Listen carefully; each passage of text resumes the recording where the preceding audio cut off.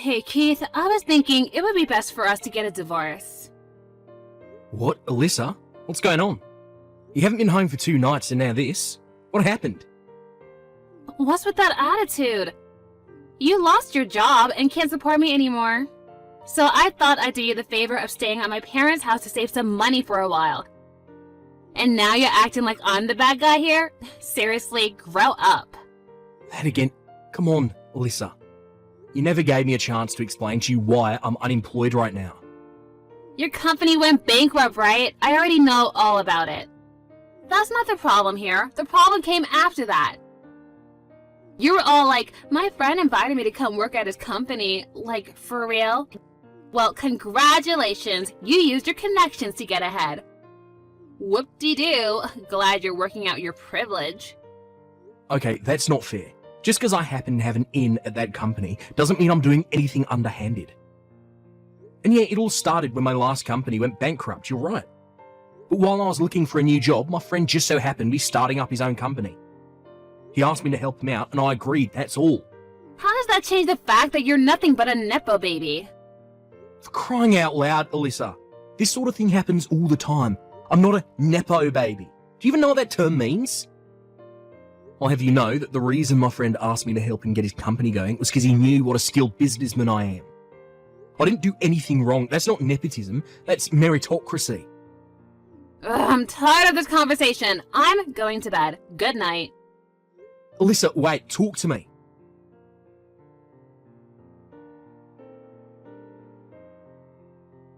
Hey, Alyssa, you stopped by the house this afternoon, didn't you? I've been wanting to move my stuff out the house, so I thought I'd stop by on the day that I knew you had work. You moved your stuff out? Why? You still don't get it. Do I really need to spell it out for you? No, I've got no idea what this means. That thing you left on the living room table, I have absolutely no idea what it is or what it's for. Oh my god, you're so pathetic. Can't you tell by looking at it? I don't know, maybe this is the first time you've ever seen one of these in person. But it's not like you can read plain English. Ugh, what is written on the top page? What am I supposed to be reading? Were you always this dumb? It says, in black and white, clear as crystal, divorce agreement. Oh. Look, I know you were always more of a numbers guy than a books guy, but you can read, right? You're not completely illiterate, are you? Anyone with a 5th grade education should be able to read that. So this is a divorce agreement? Yes, that's what I've been telling you. I already signed everywhere I needed to, so hurry up and sign it, then submit it to the courthouse, got it? I don't want to have to wait one more day to marry my new boyfriend. Send me the text once you finish everything and submitted it, and do it as soon as possible.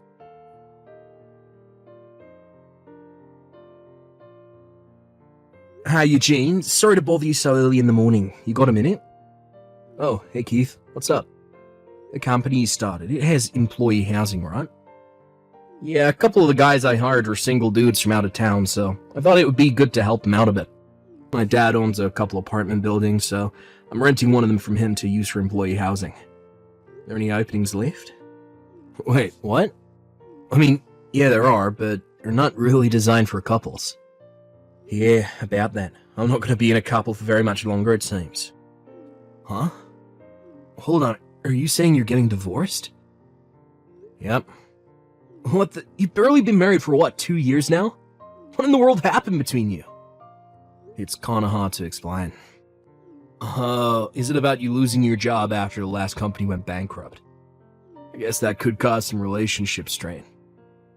Well, it's not really the main cause, but you could say that it was the first domino in the chain. Did you tell her that I'm hiring you to work at my company? Maybe that would reassure her. Yeah, I did. And it actually just made matters worse. I'm very confused. Don't get me wrong, I definitely don't blame you. It's not your fault at all. She said that because you're my friend, that me getting hired into your company makes me a Nepo baby. A Nepo baby. As far as I'm concerned, you're the most qualified person for the job I can think of. That's why I hired you. Yeah, I know that. And I'm incredibly grateful. I'm excited about it too. This is going to be a really challenging and rewarding position for me. Okay, well, it makes me feel a lot better to hear you say that. You're going to be making a decent amount more than you were at your old job, so I don't see any reason for your wife to be anything but ecstatic. I'm sorry I had to drag you into my personal affairs. I just thought that you deserved to find out sooner rather than later. I don't know what her problem is with getting hired through connections, but she was really ticked off when I told her. And that bizarre prejudice of hers is the sole reason our relationship has turned to complete chaos these last few days. Sorry to hear about that, man. But come to find out, there's actually a much bigger issue at play. Yeah? What is it? Well, yesterday, I found out that my wife actually has a totally unrelated reason for being so ridiculous about getting hired into your company. Go on. She's seeing another guy. What? Seriously? I'm pretty sure, yeah. I'm betting she thought if she divorced me while I'm unemployed, she could get a better share of the assets during our divorce proceedings. However, you inviting me over to your company threw a wrench into her plans, since it meant that I'd be getting a new and better job a lot sooner than she had planned on. So she's just doing the whole "you're a Nepo baby" act to buy time. If she can either delay me joining your company or get the plan nixed altogether, all the better for her, right? Yeah, that would make sense. I suppose the next step for you is to get a lawyer and talk about the divorce with him. Or maybe you should look into your wife's boyfriend. You could hire a private detective to look into him so you can really sock it to your wife in court. Actually, I can skip that step. I've already figured out who her boyfriend is. His name, where he lives, everything. Wow, really? That was fast. I bet that most guys in a position like mine would be pretty depressed about the situation, blame themselves and just in general have a pretty negative outlook on life. But honestly, noticing the critical clue that Alyssa left for me has actually made this pretty interesting for me. She was careless in a rush to divorce me, and now it's my turn to get back at her. Of course, I'll still get a private detective so I can get some hard evidence to use in court. Well, I'm not really sure I understand the situation, but I'm glad you're having fun, I guess. Anyway, for the time being, I should go ahead and get a room for you ready in the company apartment, right? Yeah, I'd really appreciate you taking care of that for me. Gotcha. Let me know if there's anything I can do to help. If I need anything, you'll be the first person I'll call.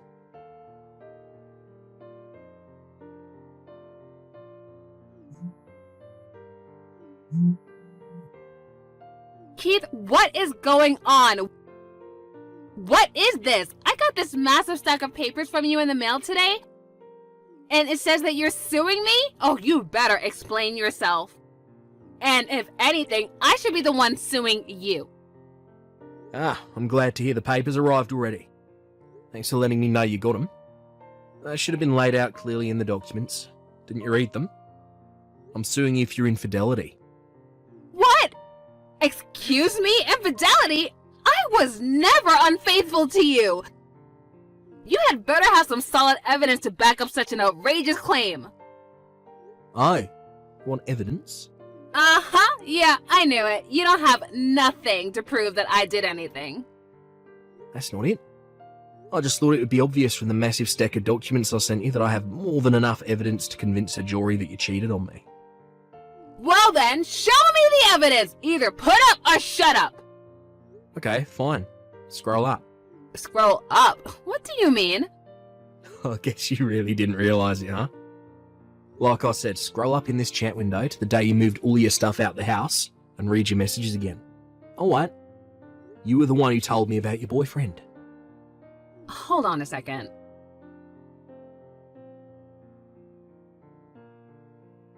Oh, okay, so this is obviously one big, huge misunderstanding. That was a mistake. I misspoke, that's all. I was just so tired that day that I got confused. I don't actually have a boyfriend. Man, you really missed it big time, huh? I mean, you didn't even think to ask me first? I could have explained all that to you and saved you all of this trouble. I mean, you really are so dense. But don't worry, I still plan on divorcing you, so go ahead and turn that divorce agreement into the courthouse as soon as possible, okay? Oh, and try not to get lost along the way. Yeah. About that divorce agreement. You actually left your application for a marriage certificate by mistake. What? Yeah. And you filled it out completely too. Your name is on the wife line. And on the husband line is none other than your boyfriend's name. How is Mike these days? Wait, no, that can't be! That marriage certificate is in the folder I have in my desk drawer, and I distinctly remember putting it in there. If you're so confident, why don't you go ahead and check to see if it's in the folder right now?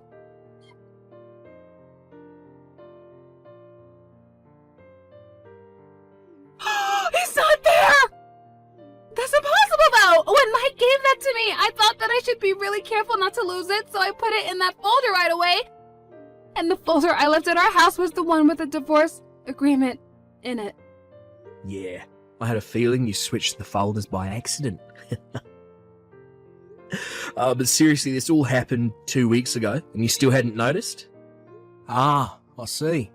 So you were so afraid about losing it that you missed your chance to notice it was gone before it was too late. Mike's the guy that was hitting on you about a year ago, wasn't he? You still seeing him? No, give me back the marriage certificate application! How about this? I'll trade you the marriage thing for your divorce agreement. But before that, we need to settle the matter of your infidelity in court. Or you could talk to my lawyer, and we can settle. I don't have any money! Oh, you don't need to worry about that. Your parents said they'd cover the bill for you. Isn't that nice of them? They're a great couple of people. What? Of course you're going to have to pay them back for it. They were very explicit about it not just being a gift, so I hope you're prepared for that. You told my parents about everything? I was just looking out for my own interests. Couldn't have you running away from paying me what you owe me, could I? I'm gonna have to talk to Mike about this. I wouldn't waste your time trying to contact him. I doubt he'll be very responsive to you. What? Why? I'm suing him too. I already sent him his package the other day. Oh, wait, how do you even have his address? Isn't it obvious? It was written on your marriage certificate application. Oh yeah, I forgot. Coincidentally, Mike's parents are going to be paying his settlement to me just like yours are for you. They've taken away his phone and sent him to his uncle's company to work off the debt. I asked them what business his uncle was in, and they said, you're better off not knowing. They did say they were sure he'd be whipped into shape in no time, whether he likes it or not, so good news, I guess. Oh no, I really screwed up. Oh, you can say that again. But from now on, all of our communications will take place through my lawyer. You can give the divorce agreement you mixed up with your marriage certificate application to him. We'll talk more about the terms of our divorce after my lawsuit against you for infidelity is taken care of. Well, after thinking it over, maybe we can work things out between us, Not happening. Goodbye. Wait, hold on, Keith, wait! I changed my mind! I don't want to get a divorce anymore! Keith, please!